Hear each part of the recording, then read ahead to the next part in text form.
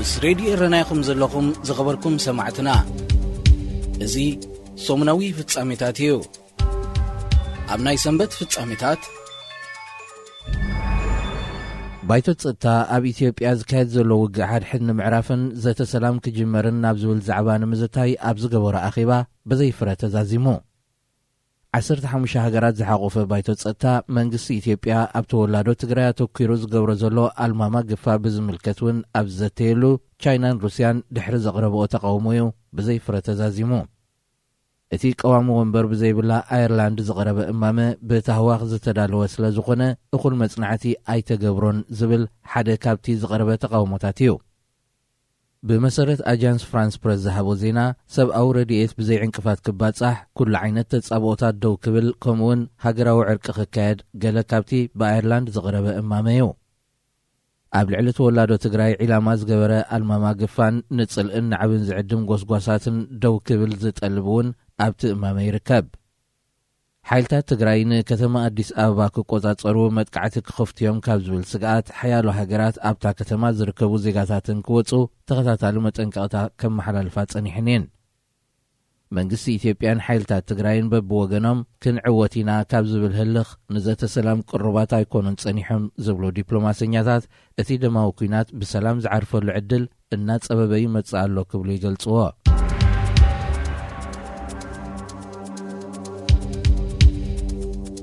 ኣብ ሱዳን ብወተሃደራዊ ዕልዋ ስልጣን ሒዝ ዘሎ ጉጅለ ካብ ሕብረት ኣፍሪቃ ዝቐርበሉ ናይ ዘተ ሰላም ዕድመ ነጺጉ። ሕብረት ኣፍሪቃ ንመሐመድ አልሐሰን ለባት ከም ወኪሉ ብምልኣኽ ምስቲ ብሓይሊ ብረት ስልጣን ሒዝ ዘሎ ጉጅለ ብምዝራብ ናይ መዛተይ ባይታ ንምጥጣሕ ብዕለት 18 ሕዳር ናብ ከተማ ካርቱም ከኣትዩ ትጽቢት ተገይሩሉ ነይሩ። እንተኾነቶም ወተሃደራውያን ሰበስልጣን ሱዳን ናይ ገዛእ ርእሳ ጸገማት ክትፈትሕ ብቕዓት ኣለዋ ብምባል ነቲ ናይ ሽምግልና እማመ ከም ዘይተቐበልዎ ማዕከን ዜና አልዓረብያ ካብ ከተማ ካርቱም ኣብ ዘመሓላልፎ ዜና አመልኪቱ። ሕብረት ኣፍሪቃ እቲ ወተሃደራዊ ዕልዋ ዝተፈጸመሉ እዋን ንሱዳን ካብ ኣባልነት ብምድስካሉ እቲ ሕብረት መንጎኛ ክኸውን ኣይክእልን እዩ ክብሉ ወተሃደራዊ ሰበስልጣን ተሃገር ይገልጹ። ብኻልእ ወገን ሓይልን ናጽነትን ለውጥን ኣብ ስልጣን ዘሎ ወተሃደራዊ ጉጅለ ኣብ ልዕሊ ሰላማዊ ሰልፊ ዘካይዱ ዝነበሩ ሰላማውያን ሰባት ንዝፈጸምዎ ግፍዒ ዝምርምር ኣህጉራዊ ኮሚሽን ክቐውም ጸዊዑ። እቲ ብበርጊሳውያን ትካላት ሰብ ሞያ ዝቖመ ልፍንቲ ኣብ ዘውፅኦ መግለጺ 15 ሰላማውያን ሰባት ክቕተሉ እንከለዉ ካልኦት 80 ኸኣ ከም ዝቖሰሉ ፍሊጡ። እዚ ብላዕለዎት ሰበስልጣን ሰራዊት ዝቖመ ጉጅለ ምስ ዝወደቐ ስርዓት አልበሽር ጥቡቕ ዝምድና ከም ዘለዎን ኣብ ስልጣን እንተቐጺሉ ኣብ ልዕሊ ሰላማዊ ህዝቢ ዘውርዶ ግፍዒ ክቕጽል ከም ዝኾነን ዘርኢ እኹል ኣብነት ሂብና ኣሎ ክብል እዩ እቲ ናይ ልፍንቲ ምንቅስቓስ ዝኸስስ። እዚ ክቐውም ዝሕተት ዘሎ ወተሃደራዊ ኮሚሽን ዘድልዮ መንቀሳቐሲ ባጀት ክዳልወሉ ገበነኛታት ኮይኖም ዝረኸቦም ከኣ ናብ ኣህጉራዊ ቤት ፍርዲ ክሕልፎም ስልጣን ክወሃቦ ዝጠልብ እማመ እውን ይርከቦ። ብቕትለት ዞም 15 ሰላማውያን ሰባት ዝኽሰስ ዘሎ ትካል ጸጥታ ነቲ ጉዳይ ኣይወዓልክዎን ክብል እንከሎ ናይ ዓይኒ መሰኻኽር ንማዕከናት ዜና ዝህብዎ ዘሎ ቃል ከኣ እቶም ዕጡቓት ሲቪል ክዳውንቲ ለቢሶም ምስቲ ሰልፈኛ ተጸንቢሮም ከም ዝነበሩ ኣመልኪቶም።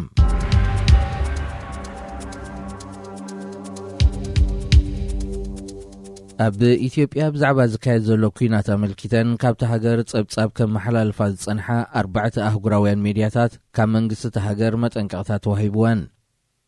በዓል ስልጣን ሚድያ ፈደራላዊ መንግስቲ ኢትዮጵያ ንኣሶሺየትድ ፕረስ፣ ሮይተርስ፣ ሲኤንኤንን ቢቢሲን ናብ ዝሰደዶ ናይ መጠንቀቕታ ደብዳቤ ብዛዕባ እቲ ዝካየድ ዘሎ ኩናትን ተሃገር ዘላቶ ኩነታት ብሓፈሻን ዝህብኦ ጸብጻባት ርእይቶአን እንተዘይቀይረን ናይ ስራሕ ፍቓደን ክሕድገን ምዃኑ ገሊጹ። ዳይረክተር በዓል መዚ ሚድያ ኢትዮጵያ መሐመድ ኢድሪስ መሐመድ ኣብ ዝሃቦ መግለጺ እተን 4 ትካላት ሚድያ ንሓይልታት ትግራይ ብምድጋፍ ጉጉይ ሓበሬታ ምትሕልላፍን ንሕወሓትን ዕላማታትን ኣብ ምዕዋትን ተዋፊረን ኣለዋ ክብል ከሲሱ። ንሱ ብተወሳኺ ጋዜጠኛታት ዘን ትካላት ሚድያ መንግስቲ ኣብ ኢትዮጵያ ብናጽነት እናተንቀሳቐሱ ጸብጻባቶም ከዳልዉ ናይ ስራሕ ፍቓድ ሂብዎም ክነሱ ንሳቶም ግና ንሃገራዊ ረብሓ ዝጻረርን ጸጥታ ሃገር ዝዘርግን ሓበሬታ ኣብ ምንዛሕ ተዋፊሮም ኣለዉ ዝብል ክስ ቐሪቡ። ኣብ ትግራይ ኩናት ካብ ዝለዓል ጥራይ ኣብ ትሕቲ ቐይዲ ናይ ዝኣተዉ ጋዜጠኛታትን ሰራሕተኛታት ሚድያን ቁጽሪ ንመንግስቲ ኢትዮጵያ ሓደ ካብ ቀንዲ ረገጽቲ ናጽነት ሚድያ ዝበሃሉ መንግስታት ዓለም ገይርወዮ። ምስ ሬድዮ ኤረናይኹም ዘለኹም ዝኸበርኩም ሰማዕትና እዚ ሰሙናዊ ፍጻሜታት እዩ። ኣብ ናይ ሶኒ ፍጻሜታት ጅቡቲ ኣብ መንጎ መንግስቲ ኢትዮጵያን ሓይልታት ትግራይን ዝካየድ ዘሎ ኩናት ብዘተ ንምፍትሑ ብፍሉይ ልኡኽ ሕብረት ኣፍሪቃ ኣብ ዞባ ቀርኒ ኣፍሪቃ ፕሬዚደንት ናይጀርያ ነበር ኦሉሴጉን ኦባሳንጆን ዝካየድ ዘሎ ናይ ሽምግልና ጻዕሪ ከም እትድግፍ ገሊጻ። ምስቲ ካብ ናብን ኣዲስ ኣበባን መቐለን እናተመላለሰ ናይ ሽምግልና ጻዕርታት ዘሳልጥ ዘሎ ኦሉሴጉን ኦባሳንጆ ዝተረኸበ ሚኒስተር ጉዳያት ወጻኢ ጅቡቲ ማሕሙድ ዓሊ ዩሱፍ ብ19 ሕዳር ብትዊተር ኣብ ዘመሓላለፎ መልእኽቲ ኣብ ኢትዮጵያ ስምዕ ምቁራጽ ተኽሲ ክትግበርን ንኹሎም ወገናት ዘሳትፍ ፖለቲካዊ ዘተ ክጅመርን ጅቡቲ ከም እትድግፍ ኣነጺሩ። ኦባሳንጆ ካብ ናብን ኣዲስ ኣበባን መቐለን ንኽልተ እዋን ብምምላስ ምስ ሰበስልጣን ትግራይን ፌደራላዊ መንግስቲ ኢትዮጵያን ክዘራረብ እኳ እንተኽኣለ ዛጊት ምቁራጽ ተኽሲ ንምትግባር ናብ ዘኽእል ስምዕ ከብጽሖም ኣይከኣለን። ብኣንጻር እዚ ክልቲኦም ወገናት ን4 ግንባራት ኣብ ዘካይድዎ ዘለው መጠነ ሰፊሕ ኩናት በብወገኖም ዓወታት ከም ዝተጎናጸፉ ይግለጽ። ምስ ጅቡቲ ንዘራኽብ መስመር ሚለ ንምዕጻው ንዝወፈረ ሓይልታት ትግራይ ከቢድ ክሳራታት ተሰኪሙ ከም ዝተመልሰ መንግስቲ ኢትዮጵያ ክገልጽ እንከሎ ሓይልታት ትግራይ ብወገኖም ብደቡብ ኣብ ዘካይድዎ ዘለው ሰፊሕ ከባቢታት ዝሸፈነ መጥቃዕታት ንሓይሎ ከባቢታት ብምቁጽጻር ይግስግሱ ከም ዘለው ይሕብሩ። ብፍላይ መስመር ደሴ ኮምቦልቻ ግስጋሲኦም ብልዑል ናህሪ ቅጽል ከም ዘሎ ዝተገልጹ ሓይልታት ትግራይ ኣብዚ ሳልስቲ እዚ ካብ ኣዲስ ኣበባ 220 ኪሎ ሜትር ንሰሜን ርሒቓን እትርከብ ከተማ ሸዋሮቢትን ሓያሎ ከባቢታት ሰሜን ሸዋን ኣብ ትሕቲ ቁጽሮም ከም ዘእተውዎ ኣፍሊጦም። እዚ ከምዚ ኢሉ እንከሎ መንግስቲ ኢትዮጵያ ናብ ሰንበት 21 ሕዳር ኣብ ዘወግሐ ለይቲ ኣብ ከተማ መቐለ ናይ ድሮን መጥቃዕታት ከም ዘካየደ ወሃቢ ቃል ትግራይ ኣቶ ጌታቸው ረዳ ብትዊተር ገሊጹ። ንሱ ትደብዳብ ሰላማዊ ህዝቢ ንዝነብረሉ ከባቢታት ኢላማ ዝገበረ ምንባሩ ክጠቅስ እንከሎ ብወገን መንግስቲ ኢትዮጵያ ዝተዋህበ ምላሽ ግን የለን።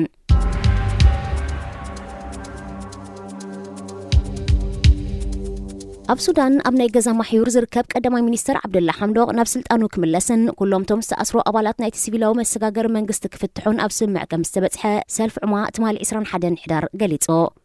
ካብ 25 ጥቅምቲ ትሒዙ ንሲቪላዊ ኣካል መሰጋገሪ መንግስቲ ብምብታን ቀዳማይ ሚኒስተር ዓብደላ ሓምዶቕ ንዝርከቦም ኣባላት ኣሲሩ ብዕልዋ ስልጣን ብሒቱ ዘሎ ጀነራል አልቡርሃን ነቲ ቀዳማይ ሚኒስተር ናብ ስልጣኑ ክመልሶ ምዃኑ ዝነግር ዘሎ ህዝባዊ ተቃውሞን ኣድማን እናሓየለ ዝመጻሉ ዘሎ እዋን እዩ። እቲ ጀነራል ነቲ ዝጸንሐ መሰጋገሪ መንግስቲ ናብ ቦትኡ ክመልስ ብሕብረት ኣፍሪቃን ካልኦት መሻርክቲ ሃገራትን ዘይሕለል ጻዕርታት ምክያደን ይፍለጥ። ይኹን እምበር ነቲ ብጀነራል አልቡርሃን ዝምራሕ ወተሃደራዊ ጉጅለ ብዝያዳ በዲሁ ዘሎ ሓይሊ ህዝባዊ ተቃውሞ ሱዳን እዩ።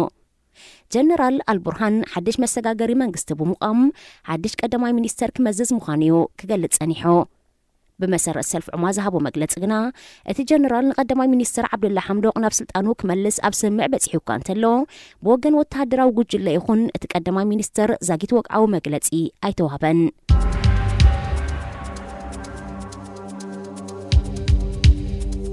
መንግስቲ ፈረንሳ ኣብ ኢትዮጵያ ዝርከቡ ዜጋታት ክወጹ ተማሕጺኑ። ሚኒስትር ጉዳያት ወጻኢ ፈረንሳ ህሉ ኩነታት ኢትዮጵያ ብምግምጋም ብ21 ሕዳር ኣብ ዘውፅኦ ሓድሽ መምርሒታት ንገያሾ ኣብ ትግራይ ብሰሜን ጀመረው ኩናት ኣብዚ እዋን እዚ ናብ ሰሜን ሸዋ በፂሕሉ ብዘሎ እዋን ዜጋታት ፈረንሳ ካብቲ ሃገር ክወጹ ኣጠንቂቖ። ኣብ ኢትዮጵያ ዝቕመጡ ዘለው ናይ ፈረንሳ ዜግነት ዘለዎም ስድራ ቤታት ጠቕሊሎም ካብቲ ሃገር ክወጹ መግለጽቲ ሚኒስትሪ ኣተሓሳሲቡ። ኣብ ርእሲ እዚ ንማዕርፎ ነፈርቲ ኣዲስ ኣበባ ከም መሰጋገሪ ወይ ትራንዚት ዝጥቀሙሉ ፈረንሳውያን ገያሾውን መንገዲ ጉዕዞኦም ክቕይሩ ተላብዮ።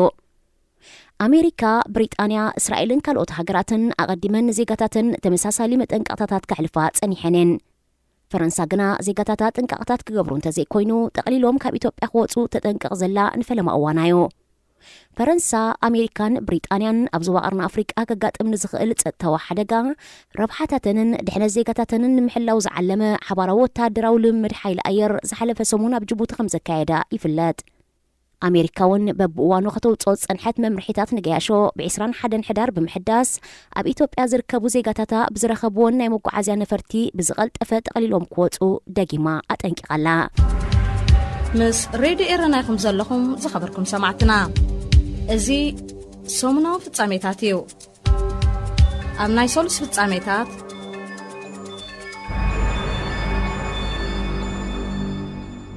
ጅቡቲ ብሰንኪ ኣብ ኢትዮጵያ ዝካየድ ዘሎ ኩናት ካብ ናብን ዝካየድ ዝነበረ ንግዳዊ ልውውጥ ብ20 ሚእታዊት ከም ዘንቆልቆለ ገሊጻ። ሚኒስተር ፋይናንስ ጅቡቲ ኤልያስ ሙሳ ድዋሌ ምስ ቢቢሲ ኣብ ዘካየዶ ቃለ መጠይቕ ለበዳ ኮሮና ቫይረስን ወራር ዕስለ አንበጣን ተደማሚሩ ንግዲ ከም ዝሕትልን ሸቕሎት ኣልቦነት ድማ ከም ዝዛይድን ስለ ዝገበረ ንጅቡቲ ኣብ ዝሓለፈ 12 ዋርሕ 1.7 ቢልዮን ዶላር ክሳራ ከም ዘስዓበላ ኣርድዩ። ብፍላይ ኩናት ትግራይ ናብ ክልላት ዓበር ኣምሓራን ሰሜን ሸዋን ልሒሙ ንዝነበረ ዋሕዚ ንግዲ ኣብ ሓደጋ ኣውዲቕዎ ከም ዘሎ ይዝጥቀስ። ኢትዮጵያ ልዕሊ 90% ናይቲ ካብ ወፃኢ ሃገራት እትሽምቶ ይኹን ናብ ወፃኢ ሃገራት እትልእኮ ፍርያት ንወደብ ጅቡቲ ትጥቀም። ኣብዚ እዋን እዚ ኣሜሪካ ብዘንበረትላ እገዳ ካብ ንግዳዊ ልውውጥ ኣገዋ ተኣልያ ትርከብ ኢትዮጵያ ንሰደድ እትልእኮ ዝነበረት ፍርያት ክንክምስ ምዃኑ ኣብ ቁጠባ ናይታ ናይ ወደብ ኣገልግሎት እትህባ ጅቡቲ እውን ኣሉታዊ ጽልዋ ከም ዝህልዎ ይትንተን።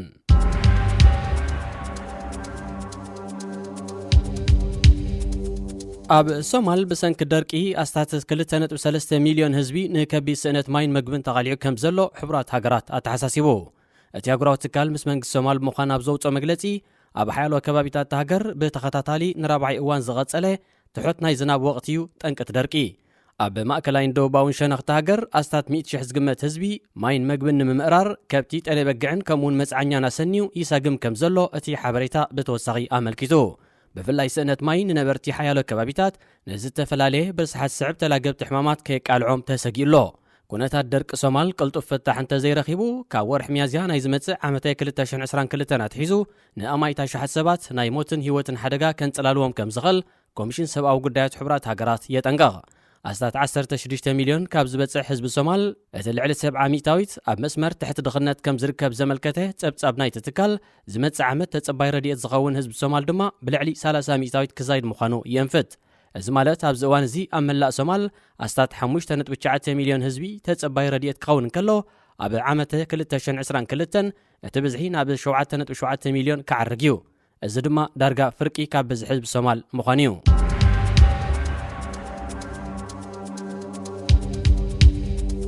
ሓይልታት ጸጥታ ዩጋንዳ ኣብ ከተማ ካምፓላ ንዝተኻየደ ተደጋጋሚ መጥቃዕታት ንዝሃንደሱ ጥርጡራት ንምህዳን ኣብ ዘካይድዎ ዘለዉ ስርሒት ብውሕዱ 7 ሰባት ከም ዝቐተሉ ኣፍሊጦም። መንግስቲ ዩጋንዳ ብሶኒ 21 ሕዳር ብዘውፅኦ መግለፂ መሰረት 106 ጥርጡራትን ኣብ ቀይዲ ኣትዮም ኣለዉ። ኣብ ካምፓላ ካብ 23 ጥቅምቲ ክሳብ ዝሓለፈ ሰሙን ዝተኻየደ 3 መጥቃዕታት ኪዳን ዴሞክራሲያውን ሓይልታት ዝተባሃለ ጉጅለ ከም ዝፈጸሞ መንግስቲ ዩጋንዳ ይኸስስ። እቲ ኪዳን ኣብ ዩጋንዳ ኣኽራሪ እስላማዊ ጽልዋታት ንምስፍፋሕ ምስ ናይ ሶማል ዕጡቓትን ከም አልቃዒዳን ዳዕሽን ዝኣመሰሉ ኣህጉራውያን ሽበራውያን ጉጅለታትን ርክብ ከም ዘለዎ እቲ መንግስቲ ብተወሳኺ ይወቀስ። ሬድዮ ኤረና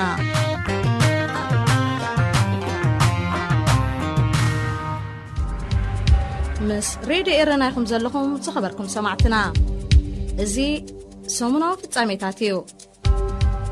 ኣብ ናይ ረቡዕ ፍጻሜታት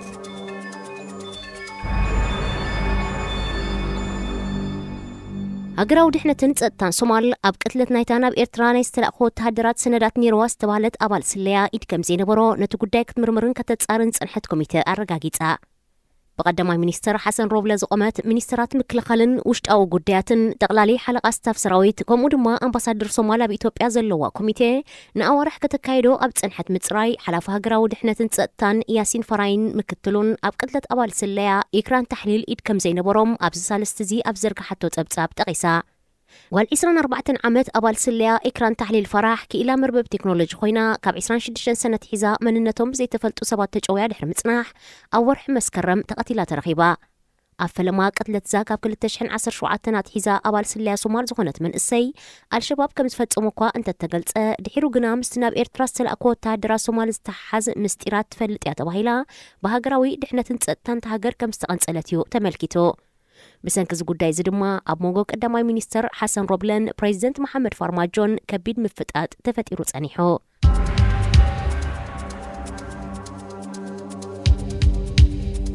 ቀዳማይ ሚኒስተር ኢትዮጵያ አብይ አሕመድ ንዝካየድ ዘሎ ኩናት ብኣካል ንምምራሕን መስዋዕትን ንምኽፋልን ናብ ቅድመ ግንባር ከም ዝኸደ ተገሊጹ። ንስቕድሚ ናብ ቅድመ ግንባር ምኻዱ ኣብ ዘመሓላለፎ መልእኽቲ ኢትዮጵያ ኣንጸላሊኑ ዘሎ ፈታንን ሓደገኛን ኩነታት ንምድሓና መስዋዕቲ ምኽፋል ናብ ዝሓትት ዓውደ ኩናት ብምውፋር ነቲ ውግእ ብኣካል ክመርሖ ከም ዝወሰነ ገሊጹ። ሓያሎ ሰበስልጣን ናይቲ ብሰልፊ ብልጽግና ዝምራሕ መንግስትን ሓለፍቲ ክልላትን ኣሰር ቀዳማይ ሚኒስተር አብይ አሕመድ ብምስዓብ ናብ ቅድመ ግንባር ንምስላፍ ከም ዝተበገሱ ይገልጹ ኣለዉ። ናይ ደርጊ ወተሃደራትን ኣዘዝትን ዝነበሩ እውን ናብ ግንባራት ንምውፋር ድልዋት ከም ዘለዉ መንግስታውያን ማዕከናት ዜና ኣቃሊሐን። أبي أحمد سب سلطاناتون بأكل ناب قدم جنبار كنوفرينا نابلو بميدياتات زغلصو زلو حيلتات تግራይ ወተሃደራዊ ግስጋሴታቶም ንሃር ወሲኹ ንደብረ ሲና ብምቁፅፃር ናብ ከባቢ ደብረ ብርሃን ይምርሹ ከም ዘለው ኣብ ዝግለጸሉ ዘሎ እዋን እዩ ካብ ከተማ አዲስ አበባ 130 ኪሎ ሜትር ርሕቀት ትርከብ ከተማ ደብረ ብርሃን ኣብዚ እዋን እዚ ኣብ ከቢድ ጸጥታዊ ሓደጋ ወዲቓ ነበርታ ተጨናኒቆም ከም ዘለው ማሕበራዊ ሚድያታት ካብ አዲስ አበባ ይጠቕሳ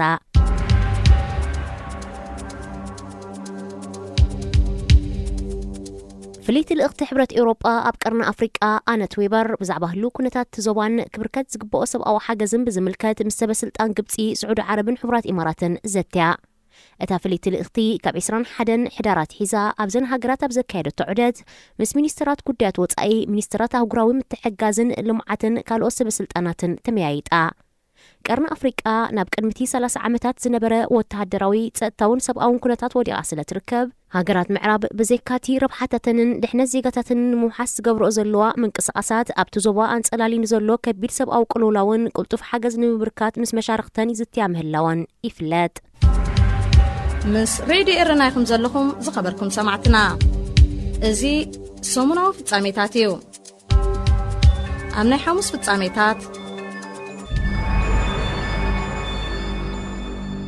ፕሬዚደንት ኢትዮጵያ ሳህለወርቅ ዘውዴ ቀዳማይ ሚኒስትር አብይ አሕመድ ነዛ ሃገር ናብ ኩሉ ዝልሕምባር ሓዊ ቀይርዋሎ ከም ዝበለት ብቋንቋ ፈረንሳ ብትሕተም መጽሔት ጀን አፍሪክ ንዝቐረበ ጸብጻብ ነጺጋቶ እታ ፕሬዚደንት ብትዊተር ኣብ ዘመሓላለፈቶ መልእኽቲ ነቲ ኣብ ሓደ ካብ ዓበይቲ መጽሔታት ዓለም ዝቐረበ ዓንቀጽ ዘዳለወ ጋዜጠኛ ከም ዘይረኸበቶ ብምጥቃስ ኣብ መንጎ መራሕቲ ኢትዮጵያ ምክፍፋል ንምፍጣር ዝተገብረ ውዲት እዩ ክትብል ወቒሳ ኣብ ፈረንሳ ትሕተም መጽሔት ጀን አፍሪክ ኣብ ጉዳያት ኣፍሪቃ ዘተኮረ ዛዕባታት ብዕምቀት እትደስስ ኮይና ትሕሶታታ ዘአፍሪካ ሪፖርት ብዝተባሃለ ማዕከን ዜና እውን ብቋንቋ እንግሊዝ ተተርጉሙ ይቐርብ እዩ እዛ መጽሔት ብ23 ሕዳር ኣብ ኩነታት ኢትዮጵያ መልኪታ ዘቕረበቶ ትሕሶ ድማያ ፕሬዚደንት ሳህለወርቅ ምስ ቀዳማይ ሚኒስትር ኢትዮጵያ ብዙሕ ዘየሰማምዐ ነጥብታት ከም ዘለዋ ዝገለጸት ኣብቲ ዝቐረበ ጸብጻብ ጽምብላዊ ስልጣን ዘለዋ ፕሬዚደንት ሳህለወርቅ ንፖሊሲታት ቀዳማይ ሚኒስትር አብይ አሕመድ ከም እትቃወምን ንሱ ዝኽተሎ ዘሎ ምሕደራ ንኢትዮጵያ ናብ ዘይዕርፍ ኩናት ይሸማ ከም ዘሎን መጥቃሳ ብዝርዝር ቀሪቡሎ ኣብ ዝተፈላለዩ ሃገራት ብደረጃ ኣምባሳደር ዝሰርሕትን ኣብ ሕቡራት ሃገራትን ኣብ ዝተፈላለዩ ጽፍሕታት ተመዲባ ዝዓየየትን ፕሬዚደንት ሳህለወርቅ ኣብ ኢትዮጵያ ዝካየድ ዘሎ ኩናት ከም ዘይትድግፍን ስልጣና ብወለንተኣ ንምሕዳግ መደብ ከም ዝነበራን እውን ይጥቀስ እዩ እንተኾነ ነዘሎ ናይ ኢትዮጵያ ብድሆታት ካብ ርሒቕካ ኣብ ውሽጢ ኾንካ ምፍታሕ ይሓይሽ ካብ ዝብል እምነት ዘተ ናይ መቕጻል ድሌታት ከም ዘለዋ ኣብቲ መጽሔት ተኣንፊቱሎ ይኹን እምበርታ ፕሬዚደንት ንኹሉቲ ኣብ መጽሔት ጀን አፍሪክን ዘአፍሪካን ሪፖርትን ብቋንቋታት ፈረንሳን እንግሊዝን ቀሪቡ ዘሎ ሰፊሕ ትሕሶ ንብምሉኡ ሓሶት እዩ ክትብል ነጺጋቶ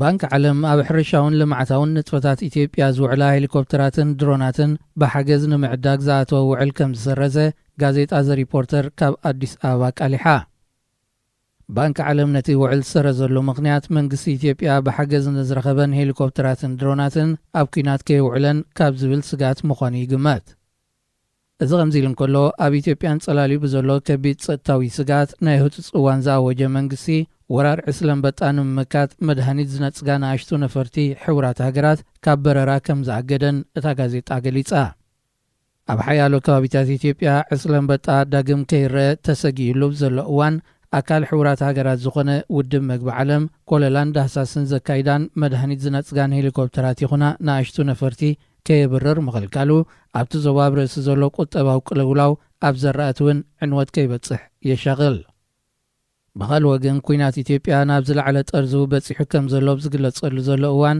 ሕቡራት ሃገራት ኣብታ ሃገር ናይ ዝርከቡ ዜጋታት ወጻኢ ሃገራት ኣባላቱ ስድራ ቤታቶም ብቕልጡፍ የውፅእ ኣሎ ኣሜሪካን ፈረንሳን ብወገነን ናብ ኢትዮጵያ ዝርከቡ ዜጋታትን ብህፁፅ ክወፁ ደጊመን ብምጽዋዕ ብፍላይ ድማ ኣብ አዲስ አበባ ከጋጥም ንዝኽእል ሓደጋታት ዜጋታትን ንምድሓን ፍሉይ በረራታት ክምድባ ከም ዝኽእላ ተገሊጹ ኣሜሪካ ፈረንሳን ብሪጣንያን ነዚ ዕላማ እዚ ዝቕንዐ ኣብ 11 ሕዳር ኣብ ጅቡቲ ሓበራዊ ናይ ነፈርቲ ልምምድ ከም ዘካየዳ ይዝከር ጀርመን እውን 10 ዘን ሃገራት ብምስዓብ ዜጋታታ ካብ ኢትዮጵያ ብዝቐልጠፈ ክወፁ ኣጠንቂቓ ኣብ ኣዲስ ኣበባ ዝርከብ ኣህጉራዊ ማዕርፎ ነፈርቲ ቦሌ ኣብ ታሪኹ ካብ ዝኾነ ይኹን እዋን ንላዕሊ ካብቲ ሃገር ክወፁ ብዝደልዩ ሰባት ኣዕልቕሊቑ ከም ዘሎ ናይ ዓይኒ መሰኻኽር የመልክቱ።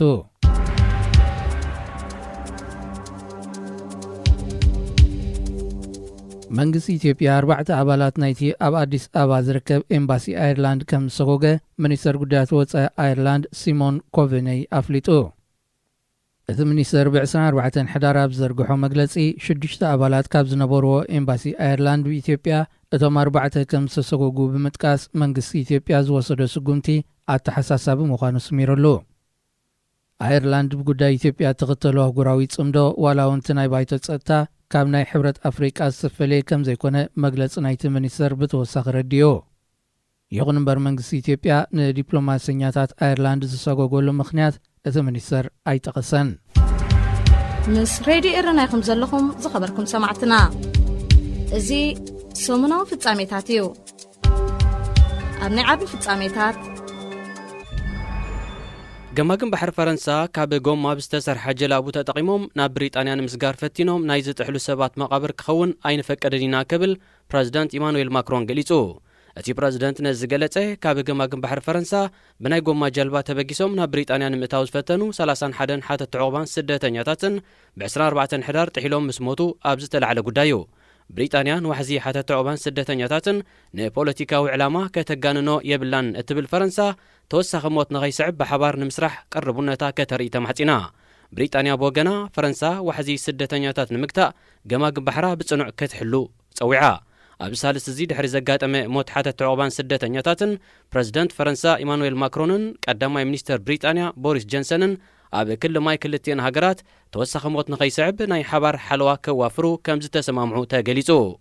ኣብዚ ዓመት እዚ ካብ ገማግም ባሕሪ ፈረንሳ በጀላቡ ናብ ብሪጣንያ ናይ ዝኣተው ብዝሒ ስደተኛታት ልዕሊ 18,000 ክበጽሕ እንከሎ ኣስታት 7,000 ድማ ብሓለዋ ገማግም ባሕሪ ፈረንሳ ካብ ማእከል ባሕሪ ተመሊሶም። ፖሊስ ፈረንሳ ናብ ብሪጣንያ ንምስጋር ኣብ ሰሜናዊ ክፋል ኣብ እትርከብ ከተማ ዳንኬክ ንዝተኣኻኸቡ ኣማይት ዜጋታት ኤርትራ ዝርከብዎም ኣስታት 1,500 ሓተት ዕቑባን ስደተኛታትን ኣብ ዝሓለፈ ሰሙን ምብታኖም ይዝከር። ኣብ ርእሲ እዚ ኣብ ምስጋር ዘይሕጋውያን ስደተኛታት ተዋፊሮም ንዝበልዎም 13 ጥርጡራት ኣብ ቀይዲ እትዮም። ናብ ብሪጣንያ ንምስጋር ኣብ ሰሜናዊ ፈረንሳ ዝተኣኻኸቡ ኤርትራውያን ቅድሚ 2 ሰሙን ብዘጋጠሞም ናይ ባቡር ሓደጋ ሓደ ክመውት እንከሎ 3 ድማ ከም ዝቆሰሉ ኣይርሳዕን።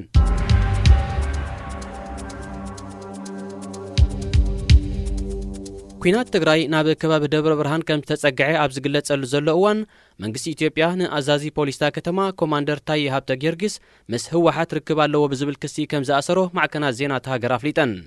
እቲ ኣዛዚ ፖሊስ ኣብ ሳልስ እዚ ኣብ ቀይዲ ከም ዝኣተወ ንሓላፊ ሃገራዊ ድሕነትን ጸጥታንታ ከተማ ኣቶ ዳንኤል እሸቴ ብምጥቃስ ዝሓበራ ማዕከናት ዜና መንግስቲ ቀንዲ ክሱ ምስ ህወሓት ርክብ ኣለዎም ተባሂሎም ብጥርጣሬ ንዝተታሕዙ ሰባት ከም ዝወፁ ገይሩ ዝብል ምዃኑ ኣስሚረናሉ። ኣብ ኩናትን ጸጥታዊ ዘይምርጋእን ተሸይሙ ዝርከብ መንግስቲ ኢትዮጵያ ኣብ ክልል ቤንሻንጉል ጉሙዝ እውን ምስ ህወሓትን ዕጡቓት ጉሙዝን ርክብ ክህልዎም ይኽእል እዩ ኢሉ ንዝጠርጠሮም ላዕለዎት ሓለፍትን ኣመሓደርትን ኣብ ዝሓለፈ ቀንያ ተኣሲሩ እዩ። እዚ ከምዚ ኢሉ እንከሎ ኣብ ግንባራት ብዘካይዶ ዘሎ ፍሉይ ስርሒት 12 ላዕለዎት ወተሃደራውያን መራሕቲ ሓይልታት ትግራይ ቀቲለ ክብል መንግስቲ ኢትዮጵያ ኣብዚ ሳልስቲ እዚ ገሊጹ። ይኹን እምበር ስምን ሓላፍነት ናይቶም ብፍሉይ ስርሒት ቀቲለዮም ዝበሎም ላዕለዎት ወተሃደራውያን ኣዘዝቲ ሓይልታት ትግራይ ብዝርዝር ኣየነፀረን። ብካል ወገን ኣምባሳደር ብሪጣንያ ብኢትዮጵያ ናብ መቐለ ከም ዝበጽሐ ማዕከናት ዜና ትግራይ ሓቢረን። እቲ ኣምባሳደር ብ25 ሕዳር ናብ መቐለ ድሕሪ ምእታው ብዛዕባ ኣብ ትግራይ ተኸሲቱ ዘሎ ሰብኣዊ ቅልውላውን ተኽእሎ ስምዕ ምቁራጽ ተኹስን ብዝምልከት ዶክተር ደብረጽዮን ገብረ ሚካኤል ምስ ዝርከቦም ሰበስልጣን መንግስቲ ክልል ትግራይ ከም ዘተ ዲፕሎማሰኛታት ጠቒሶም።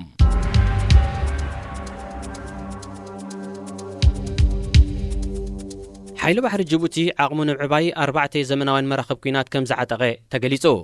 እተን መራኸብ ብ22 ሕዳር ናብ ጅቡቲ ኣብ ዝኣተዋሉ ፕረዚደንት እስማዒል ዑመር ገለን ላዕለዎት ሰበስልጣን መንግስትን ወተሃደራውያን ኣዘዝትን ናይ ኣቀባብላ ጽምብል ምክያዶም መደበር ቴሌቪዥን ተሃጋር ገሊጻ። እተን ናብ ሓለዋ ባሕርን ምምልላስ ኣጽዋርን ወተሃደራትን ከገልግላ ዝኽእላ መራኸብ ኩናት ብናይ ርሕቀት መቆጻጸሪ ንምክትታሉ ዝካል ተተኰስቲ ዝዓጠቐን። ፕረዚደንት እስማዒል ዑመር ገለ ኣብቲ ኣጋጣሚ ኣብ ዘስምዖ ቃል እተን መራኸብ ኣብ ሓለዋ ገማግም ባሕሪ ጅቡቲ ጥራይ ከይተሓጽራ ውሕስነት ክልል ማይ መጻቦ ባብኤል መንደብ ኣብ ምሕላው እውን ክዋፈራ ምዃነን ኣገንዚቡ። ጅቡቲ ነተን መራኽብ ካበይ ከም ሸመተተን ወይ ድማ ብሓገዝ ከም ዝተዋሃበተን እኳ እንተዘይገለጸት ዳሜን FCS 5009 ዝተባህላ ስራሓት ቻይና ምዃነን ኣብ ወተሃደራዊ ንጥፈታት ዘተኩር መርበብ ሓበሬታ ጀነስ ኣንፊቱ። ሬድዮ ኤረና ናጻ ድምፂ ኤርትራውያን